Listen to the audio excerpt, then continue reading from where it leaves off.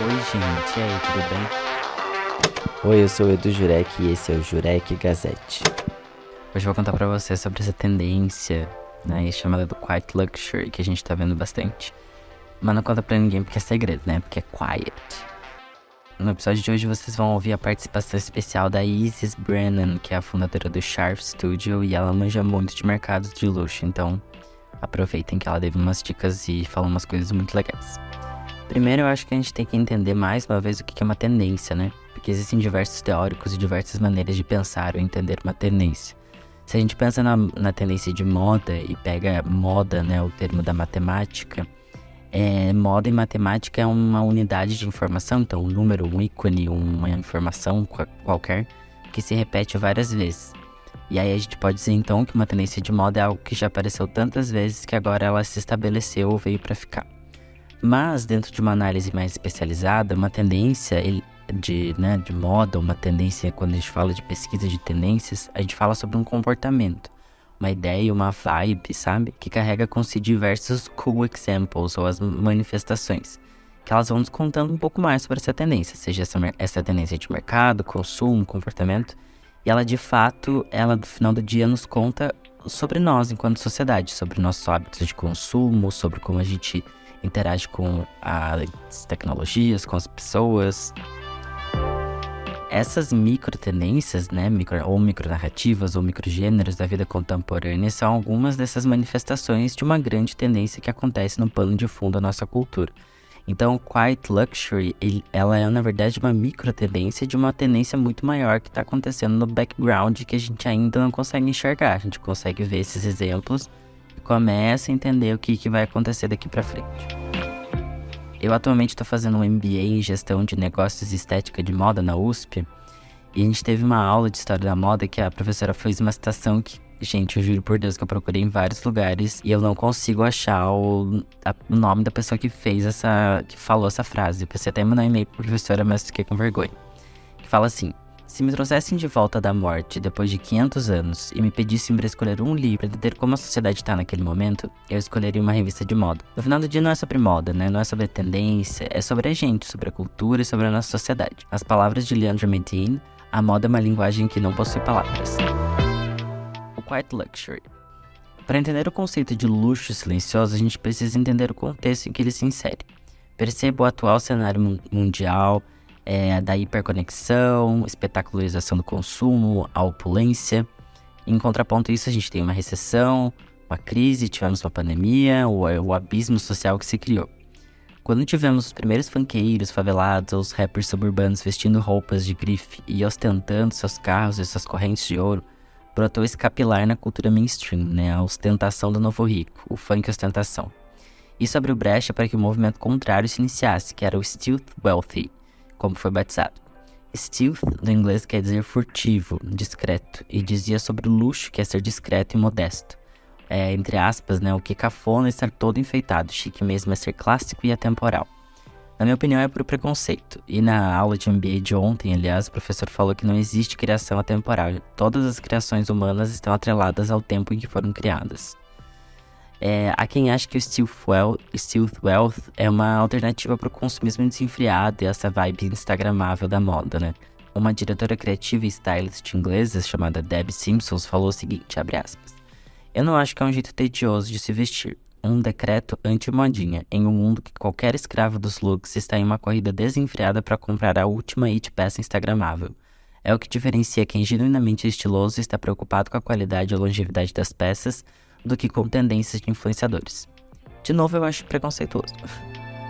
O Quiet Luxury, ou luxo silencioso, é uma tendência que apareceu primeiramente no vestuário, depois que fotos de Gwyneth Paltrow surgiram onde ela apareceu usando um look básico, porém chiques, para comparecer umas audiências de um processo que ela sofreu por ter trombado com uma pessoa na neve enquanto esquiava um tempo atrás. Ela ganhou o processo. Esse look básico, porém chique, nada mais era do que alguns blusões de cachemir e sobretudo uma paleta de cores bem sóbria e minimalista.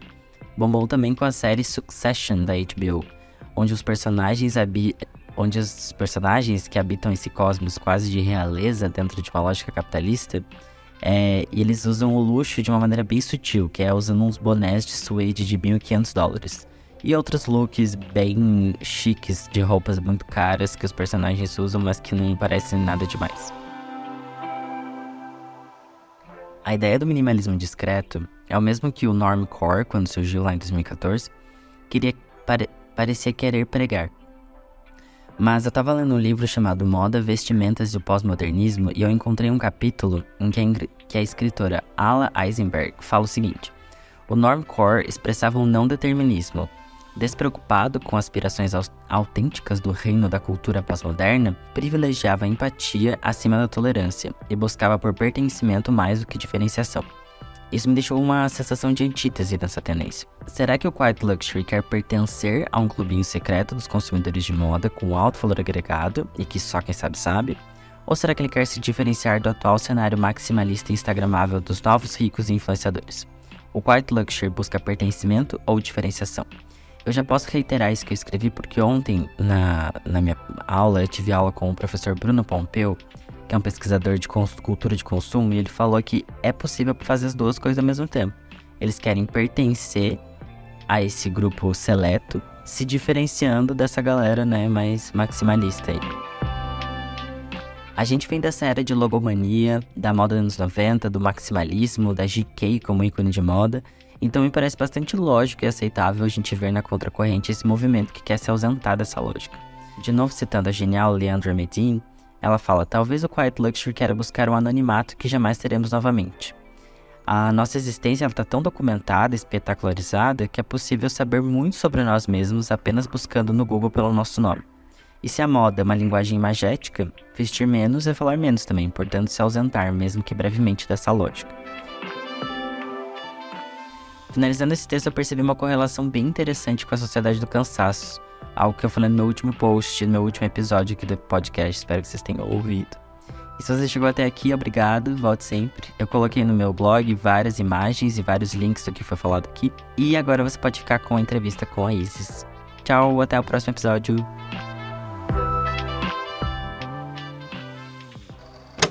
Então, Isis é a primeira participação do podcast, eu tô muito feliz. E eu queria que você primeiro se apresentasse, falasse no que você trabalha e tudo mais, pra a galera entender mais ou menos o porquê que a gente tá conversando hoje.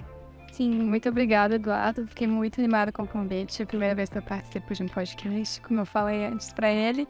E, bom, eu sou designer gráfico por formação. Meu viés acadêmico, meu viés de estudo depois da graduação foi comunicação de luxo, que é a marca de luxo. Eu estudei, para poder falar disso, eu estudei na Itália e nos Estados Unidos, que é onde eu moro hoje em dia. E eu também morei na Alemanha, até antes de eu me mudar para cá 3 anos atrás, então isso influenciou bastante o jeito que eu trabalho hoje em dia. Eu sou de Florianópolis, conheço o Eduardo pela graduação na UFSC. Então... E é engraçado que a gente nunca, pelo menos eu não me lembro, de a gente nunca ter se cruzado, assim. A gente estudou na mesma universidade, fez o mesmo curso e tal, eu não lembro, assim, de ter cruzado contigo muitas vezes, pelo menos.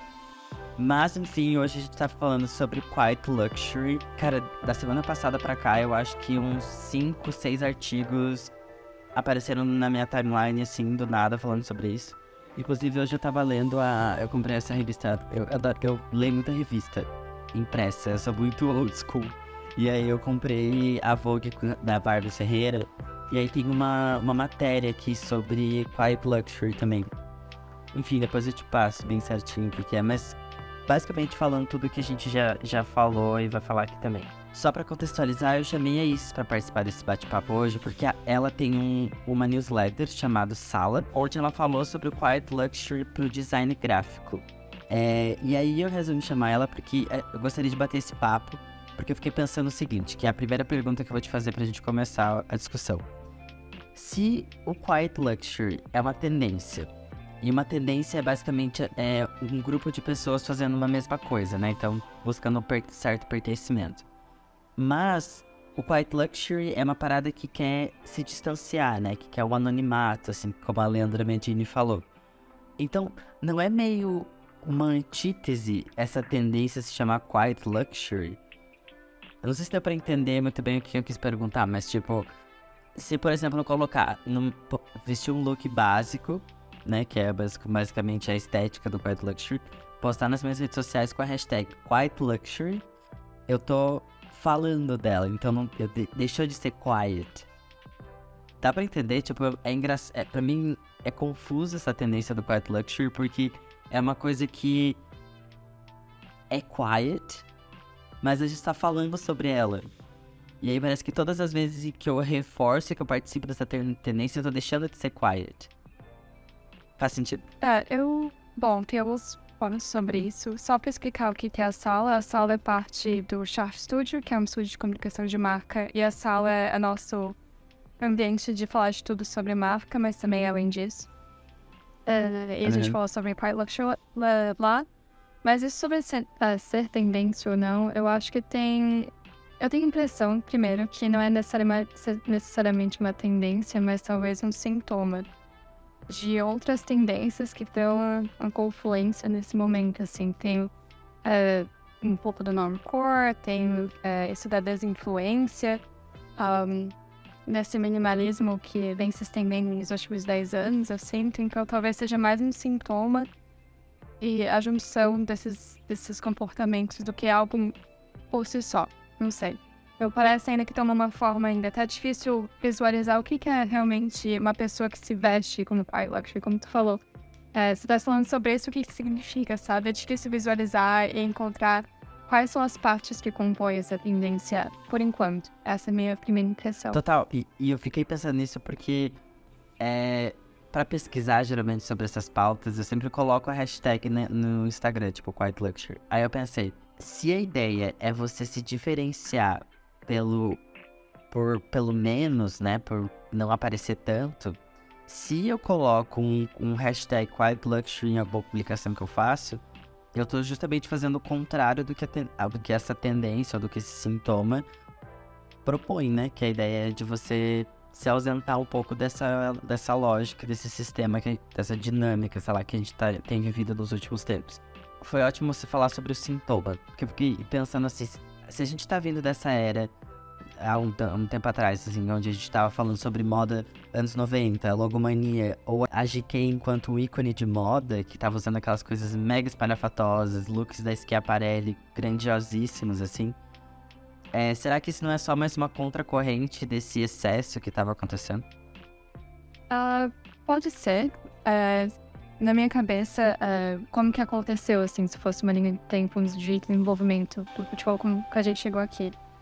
De repente, a gente teve acesso a muita informação no final dos anos 90, anos 2000.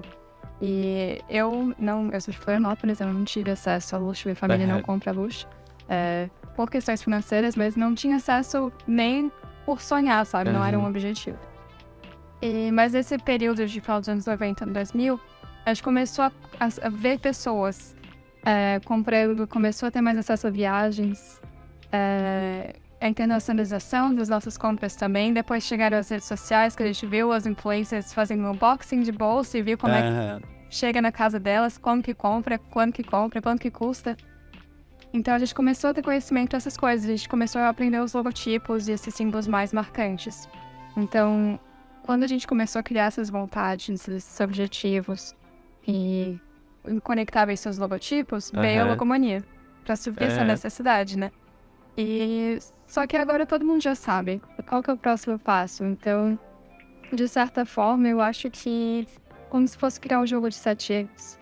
Quando a criança já aprendeu as coisas mais básicas, ela tá procurando agora coisas com mais nuance. Então, chega o Quiet Luxury pra isso, é como se fosse um jogo. Mas a lógica é a mesma, a gente tem um logotipo para criar as conexões, a pessoa entender que é uma marca de luxo, que vem da França, que vem de não sei onde, ou que vem do Brasil. Tem algumas marcas brasileiras que estão fazendo isso também, então eu acho que é meio que isso, assim, esse jogo, que agora tá mais complexo. Nossa, e você falando isso, eu lembrei de uma coisa que você escreveu na newsletter, que é sobre... Você falou alguma coisa sobre vestir os corpos desnudos. E eu tô fazendo um MBA em gestão de negócios e estética da moda, né? E aí, ontem numa aula, a gente tá tendo uma aula com um professor da Espanha, chamado Chema Paz Gago, se não me engano. E aí ele falou sobre a coisa de que quando a mulher começou a se empoderar, talvez não faça nenhum sentido, mas talvez a gente falhar alguma coisa a partir disso. Quando a mulher começa a se empoderar, né, entre mil aspas, essa coisa da mulher liberar os movimentos da mulher através da vestimenta, então tirar a roupa dela e tudo mais, e ela começa a ter uma liberdade sexual maior, o que importa não é só o que ela veste, né, pra sociedade, mas o que ela veste no íntimo. Então, a lingerie, aquela camisolinha que eles chamam de bata na aula, mas aquela roupinha de dormir, assim, era importante também. E aí eu fiquei pensando nessa coisa do quiet luxury, que talvez é uma forma de transformar o íntimo, o que só alguns conhecem, em refinar isso, entendeu?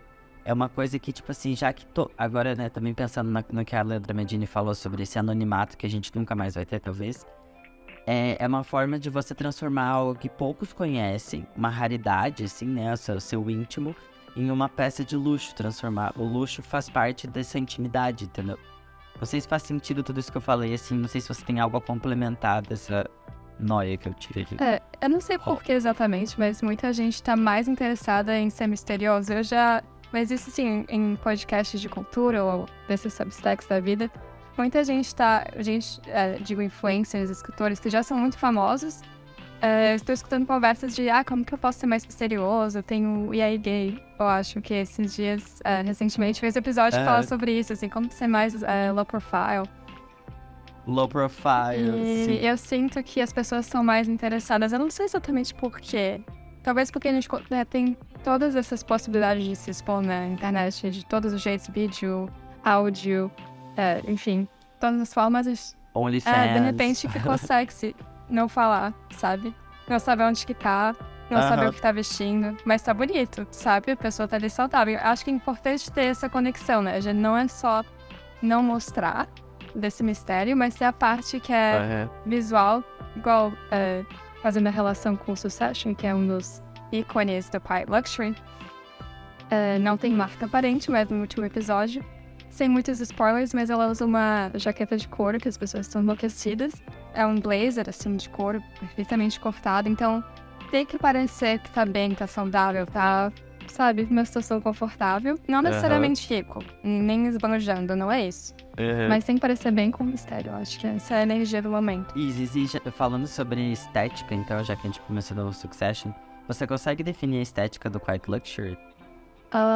Tipo, paleta de cor, linhas, silhuetas. Bom, tem duas coisas pra falar, dois aspectos. O primeiro é que quiet luxury, pra mim, eu como pessoa que estudou isso, eu tô super animada.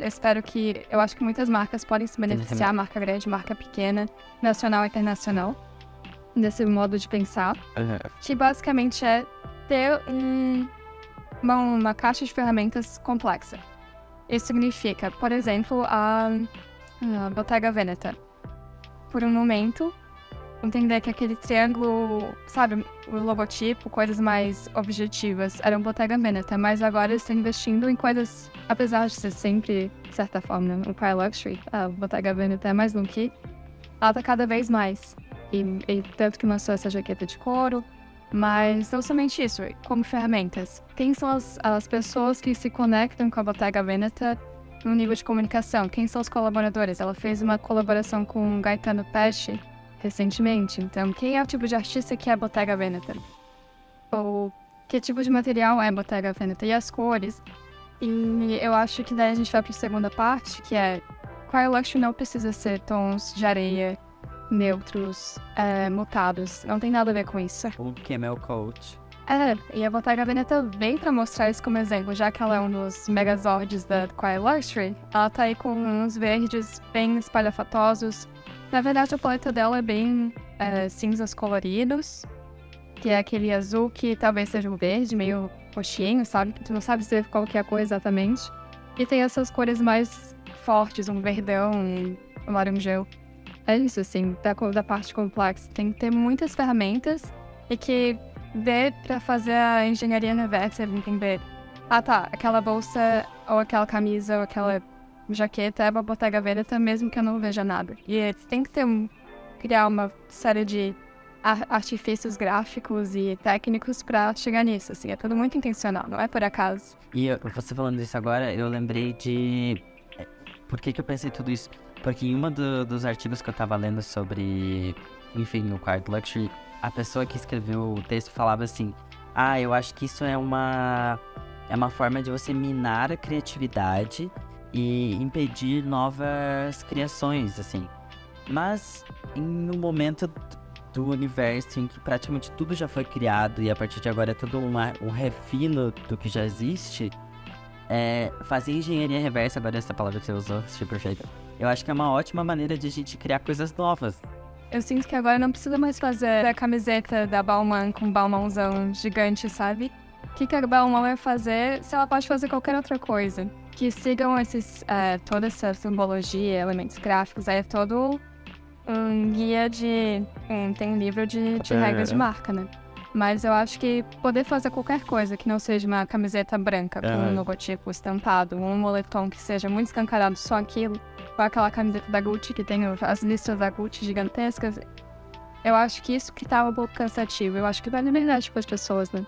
Você acha que aqui no Brasil, uma marca brasileira que seja, de certa forma, acessível e que flerte com o Quiet Luxury seria algo tipo a Hering? Que tem uma qualidade, não sei, tipo, ela não é flash, assim, né, nas estampas, não tem muita logo. Eu acho que a Hering entraria no consumo de massas de qualidade, o que não necessariamente é o Quiet Luxury. Porque não teria quem é a figura do criador por trás da Hering, sabe? Não precisa ser o dono da Hering, nem o diretor criativo, mas quem são as pessoas pensando naquelas ideias. Uma marca que é parecida com a Hering de alguma forma, não sei, isso do básico, muito bem feito, mas que daí eu acho que entra no Luxury seria a Height, que é aquela marca HA, sabe? Height. Sei, perfeito. Ela, eu acho que entra mais, porque tem toda uma explicação por trás, por que eles estão fazendo aquilo naquele momento. Tem isso da figura do criador, tem também das colaborações, eles fizeram uma parceria agora com a Mari Giudicelli, que é uma marca brasileira também de sapato maravilhosa. Ai, tu que me indicou, eu acho. É muito linda Muito mesmo. maravilhosa, então eu acho que eles entrariam mais, assim, como exemplo praticamente perfeito do Quiet Luxury, que é eles não têm nada estampado. Height, mas foi uma peça de sabe que é deles. Isis, pra encerrar, não tomar mais o seu tempo, você viu que o Tom Ford não se aposentou, mas ele largou a marca dele, né? Ele apresentou a coleção final. E tu viu que ele fez isso, tipo, todas as outras vezes que ele saiu de alguma marca, ele fazia um grande show, ele se despedia lá, as pessoas jogando flores nele e tudo mais. E aí agora ele só, tipo, lançou um vídeo, tipo assim, Final Collection. E aí ele saindo, assim, tipo, no escuro, não aparece muito, ele não é o personagem principal. Será que essa é uma forma Quiet Luxury de se demitir? Pois agora, eu sinto que tá todo mundo fazendo isso, né? Ou até... Quiet quitting. Eu não sei o que tá acontecendo. Porque tá todo mundo saindo, né? O Alessandro Michele também, que é o mais espalhafatoso de todo, foi totalmente Quiet Luxury, simplesmente sumiu. Ele foi embora. Não explicou nada, até onde eu vi não deu entrevista, e foi isso, assim, disse, vou seguir minha vida, pegou a mala e foi embora. Que sonho! Né? Às vezes à vontade. Mas eu acho que sim, eu acho que talvez não dar explicação pros outros de certa forma, Quiet Luxury, porque ele com certeza deu explicação pros quem investiu nele, Pra quem importa. Para as pessoas que trabalham com ele, então é isso, assim. E eu acho que a forma que ele fez explica pra quem é o comprador dele o que tá acontecendo, porque ele sempre foi assim, ele nunca foi uma pessoa muito pública. Então foi um tchau. E de certa forma é deixar a qualidade do trabalho e da técnica e da estética que ele usa pra se comunicar falar por ele, né? Sim, sim. Falar menos e não é nem falar menos e fazer mais, é falar menos e fazer menos também. Eu acho que é bem a contracorrente da sociedade do cansaço, assim, que a gente já tá cansado demais pra produzir, sei lá, ainda mais, né? Eu gostaria muito de te agradecer, a primeira participação no meu podcast. E você tá sempre convidada pra voltar, se você tiver alguma pauta que, sei lá, eu esteja falando sobre, você, tipo, acha que seria muito legal, pode me mandar um áudio, sei lá, não precisa participar necessariamente assim, ao vivo. Mas fique à vontade pra sempre estar aqui, é sempre um lugar pra você também falar, fique bem à vontade. E obrigado por ter topado participar.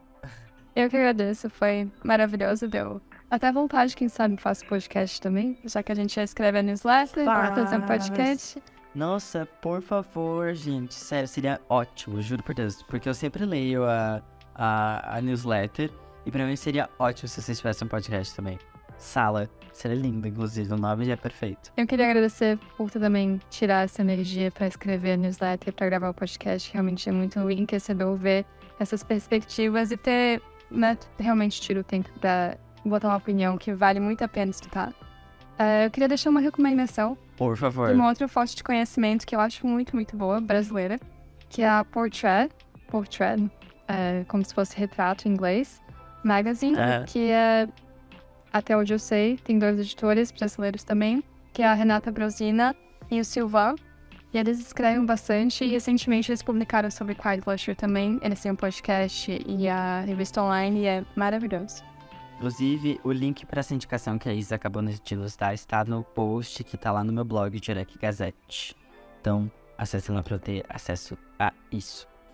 Obrigado, Isis. Até a próxima. E é isso, gente. Sigam a... Como é que fala? Se inscrevam no Substack. Meu Deus, como é que faz? Se inscrevam, Substack, o nosso é salabaixaf.substack.com. Tem todos os links no meu perfil no Instagram, então talvez por lá seja mais fácil. Eu escrevo esse blog sobre comunicação de marca, mas também tem um sobre joia, então eu já fico os 2 lá. E meu Instagram é Isis, ISIS, MW Brennan, e o Brennan é BRENNAN. Obrigada, Eduardo. Arrasou. Tá tudo no blog também, pra quem quiser acessar. Confira todos os links e imagens desse texto no meu blog, jurekgazette.home.blog. Me siga nas redes sociais, @edujurek no Instagram e no TikTok e procure por Jurek Gazette no YouTube. O meu site profissional é www.eduardojurek.com. Até a próxima!